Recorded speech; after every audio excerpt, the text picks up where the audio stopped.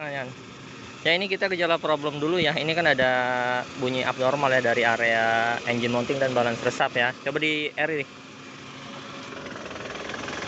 Nah, ini bunyi balance resap.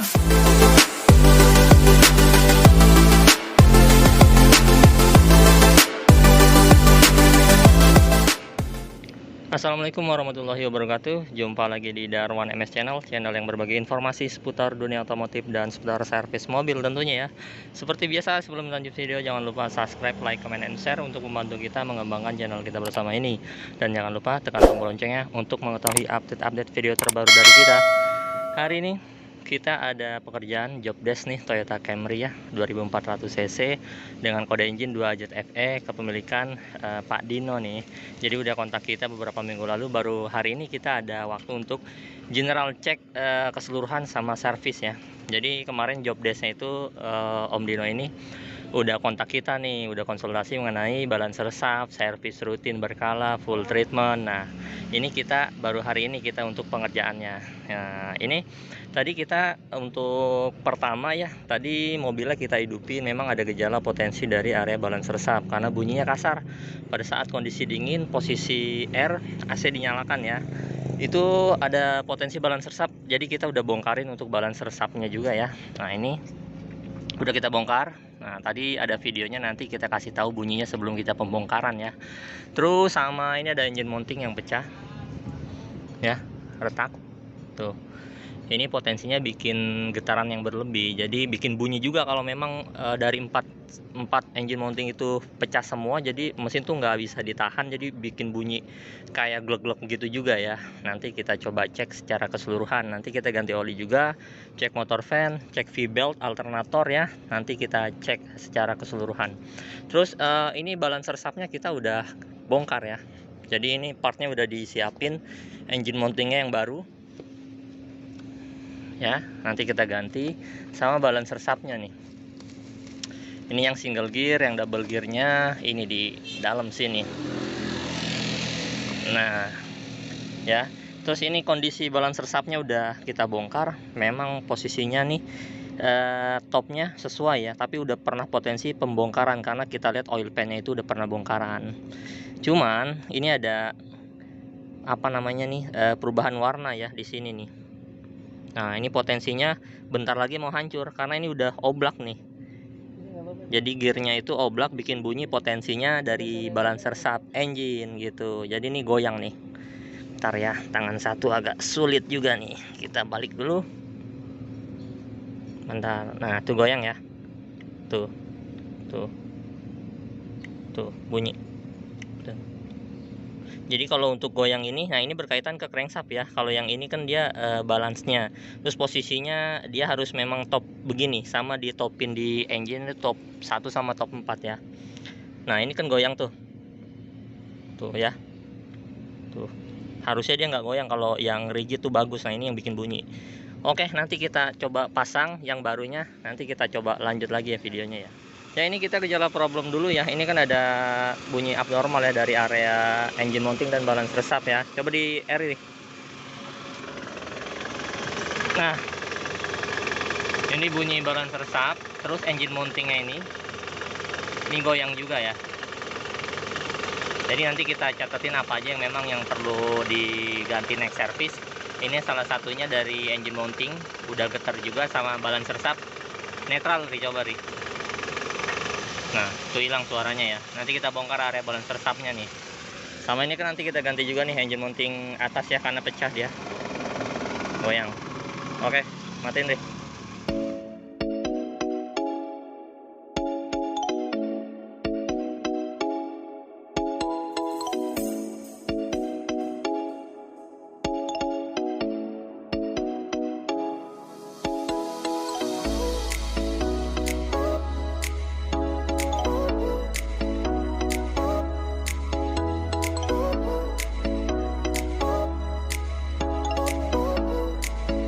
Lagi nih ya, kita udah ganti balance resapnya yang baru nih. Nah, ini yang baru, yang lamanya coba nih.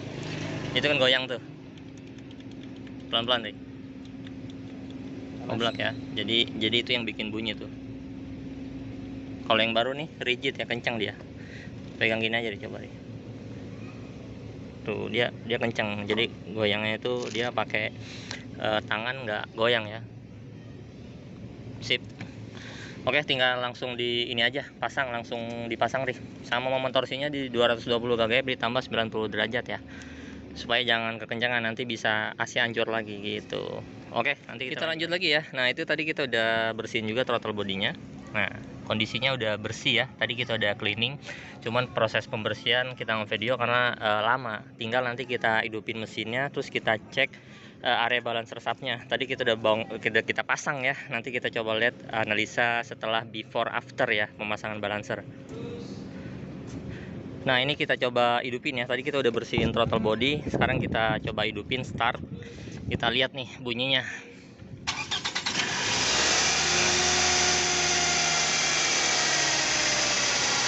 Dia udah nggak bunyi klotok gitu, cuman ada potensi bunyi dari area si dinamo starter dan transmisi flywheel maticnya ya. Nanti kita coba cek. Nah, ini kita belum reset RPM ya, jadi ini RPM-nya masih di atas 1000, jadi suaranya lebih kenceng ya RPM-nya ya. Matiin dulu nih.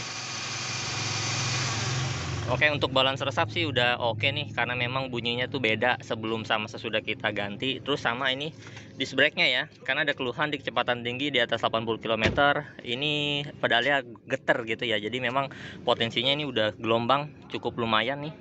Jadi sarannya paling diganti, kalau enggak mungkin dibubut kalau masih batas toleransi aman ya. Jadi diukur dulu baru bisa di info, maksudnya bisa dibubut atau enggak ya. Terus sama brake padnya nih, nanti disaranin aja pada saat ganti disc brake sekalian ganti brake pad gitu. Tapi untuk next service masih bisa sih, masih oke ya. Oke nih, nanti tinggal di karbon aja, itu di reset dulu. Ya, kita lanjut lagi ya. Ini kita sedang mau proses penyedotan kerak karbon nih. Tadi kita udah kasih bahan pembersih kita masuk ke silinder 1 sampai 4 piston ya. Jadi ini nanti kita vakum. Sedot, vakum ya. Jadi nanti kita bersihin ruang bakar.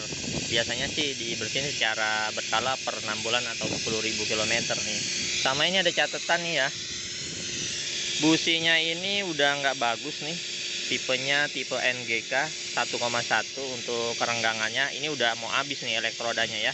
Jadi kita saranin pasti ganti pakai busi iridium ya. Iridium itu biasanya pemakaian sampai 100.000 km baru ada pergantian. Tapi ini udah kondisinya udah kurang bagus ya. Kilometer di 90 ribuan tapi udah pernah ganti. Kalau originalnya dia pakai Denso. Nanti kita ganti juga pakai Denso. Silinder nomor 1, nomor 2 sampai nomor 4. Nanti kita lihat seberapa kotor di tampungan vakum kita ini. Jadi di vakum. Nomor 2 ri, coba ri.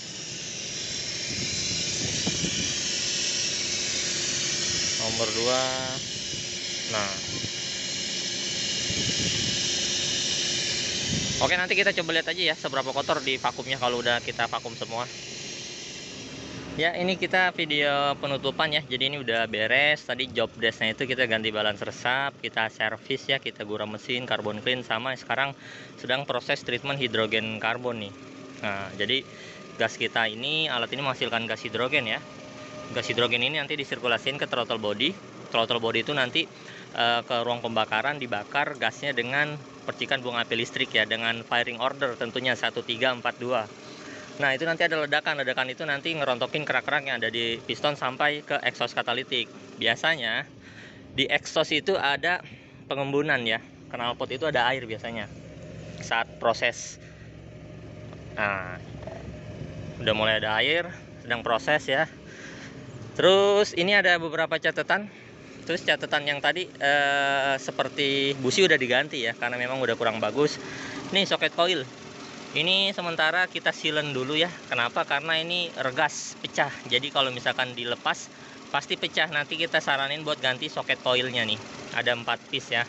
Tapi ini kita pastiin aman karena kita silen, next service-nya kita gantiin gitu. Terus engine mounting udah diganti dengan yang baru ya. Motor fan kita udah cek juga, nanti kita saranin biasanya perawatan per 40, bukan 40 ya, 4 tahun maksimal biasanya. Tanda-tandanya biasanya dia oblak dulu, tapi ini belum oblak ya. Cuman kalau untuk perawatan boleh. Salah satu tanda udah mulai lemah biasanya oblak, tapi itu nggak oblak. Tapi ada beberapa case juga nggak oblak, dia lemah mati. Nanti kita aktif tes juga ya. Air radiator tadi kurang, kita udah tambah. Power steering bagus.